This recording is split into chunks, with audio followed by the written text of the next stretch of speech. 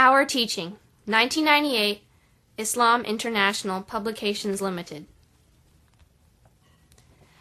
Our Teachings is an abridged version of the teachings of the holy founder of the Ahmadiyya Muslim community, Hazrat Mirza Ghulam Ahmad of Qadian, the Promised Messiah and Mahdi, as laid down in his book Kishti-Nu, Noah's Ark. Publisher's Note: Our Teaching is the English translation of a portion of the Urdu book Kishti-Nu, Noah's Ark, published in 1902 and written by Hazrat Mirza Ghulam Ahmad of Qadian, India. Hazrat Mirza Ghulam Ahmad claimed that he was the promised Messiah and Mahdi, whose advent had been foretold by the Holy Prophet Muhammad, peace and blessings of Allah be upon him. His mission was to revive the original and pristine teachings of Islam as enunciated in the Holy Quran and as explained by the Prophet, peace and blessings of Allah be upon him, in the Hadith. Our teaching, therefore, contains nothing but a gist of the teachings from the above two sources. Hazrat Mirza Ghulam Ahmad founded the Ahmadiyya Muslim Jamaat in 1889 under express divine guidance for the renaissance of Islam. He invited Muslims in particular and all members of the human race in general to join it, stating that this was the path of salvation. That is why he entitled the complete book Noah's Ark, meaning that those who wanted to be saved from the deluge of irreligion and materialism should enter into the fold of the community. Our teaching was addressed primarily to members of the community for their moral and spiritual education. Its contents, however, are so soul-inspiring that every soul in search of spiritual upliftment can derive benefit from it. We wish to point out that one chapter, entitled Our Beliefs, has been added to the original booklet. This is an extract from Invitation to Ahmadiyya, written by Hazrat Mirza Bashiruddin Mahmud Ahmad, second successor to the Promised Messiah, alayhi salatu wasalam.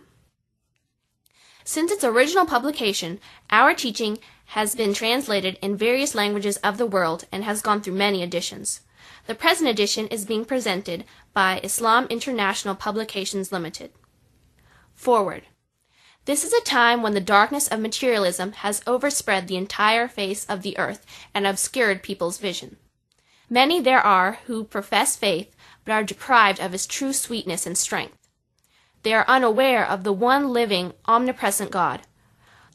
For the benefit of seekers after truth, therefore, I present an abridged version of the teaching of the holy founder of the Ahmadiyya movement as laid down in his book Kishti-Nu, Noah's Ark, which he wrote to save men from the current deluge of irreligion and materialism. This book was intended mainly for the members of the Ahmadiyya community, but Muslims in general have also been addressed in it. The book is a torch of guidance through which every Muslim, nay, every man with a craving for truth and spirituality can rekindle his inner lamp and illuminate his heart.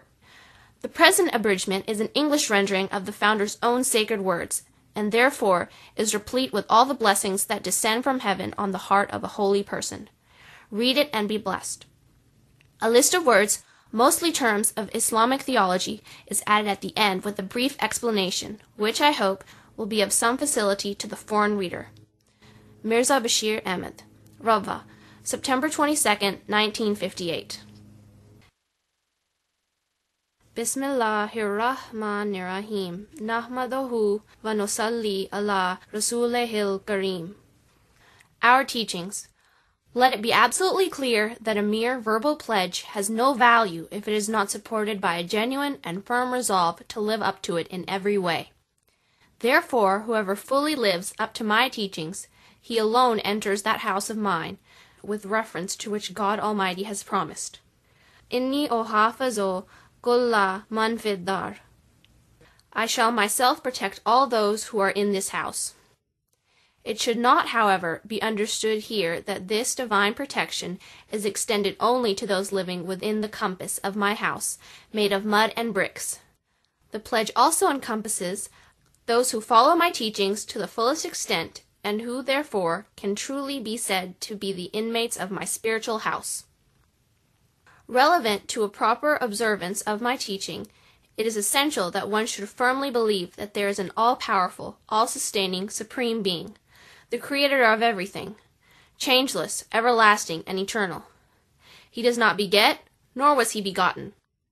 He is holy, so that there is no need or occasion for him to go on the cross or suffer in any way, or be subject to death. He is such that being far removed, he is still very near, and being very near, he is still very far. Although he is one, and absolutely unique, his manifestations are diverse and multifarious. Whenever there occurs in man a new change, for the changed man, he becomes a new God. Dealing with him on the basis of a fresh manifestation, the man witnessing a change in God, in proportion to the change in himself, not that there occurs any change in God, he being eternal, changeless, and most perfect in himself, but with every change in man, for the better. God also reveals himself to be in a fresh and clear manifestation. With every progressive effort on the part of man, God also shows himself with higher and more powerful manifestation.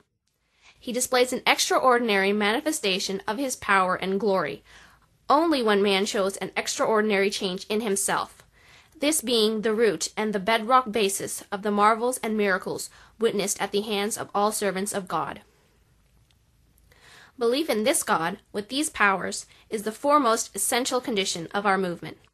Inculcate this belief in your hearts, giving to its implications and requirements the first and topmost priority over all considerations of self, over its comforts and relationships.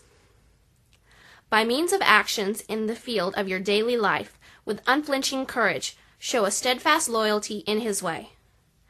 Others in this world do not give him preference over material means and the support they hope to get from their friends and relations. But do you give him the first place, so that in heaven you should come to be reckoned his people. To show signs of grace is the eternal way of God. But you can partake of this blessing only when there remains no difference and no distance between him and you. Only when all your wishes, hopes, and desires merge into his will. Only when at all times, in success or failure, in hope or disappointment, you remain in humble prostration at his door, so that he should do with you what he will. If you act like this, in you would appear that God, who for a long time has kept his face concealed from the world. Is there any among you, then, who would act upon this teaching, seeking only his pleasure, without the slightest sense of dissatisfaction against the way his will works? Even in distress, you should put your best foot forward, for this is the secret of your success, and you should strive to the utmost of your power to spread the idea of his singleness and unity all over the earth. Be kind and merciful to humanity, for all are his creatures. Do not oppress them with your tongue or hands or in any other way. Always work for the good of mankind. Never unduly assert yourselves with pride over others, even those who are placed under you. Never use abusive language for anyone, even though he abuses you.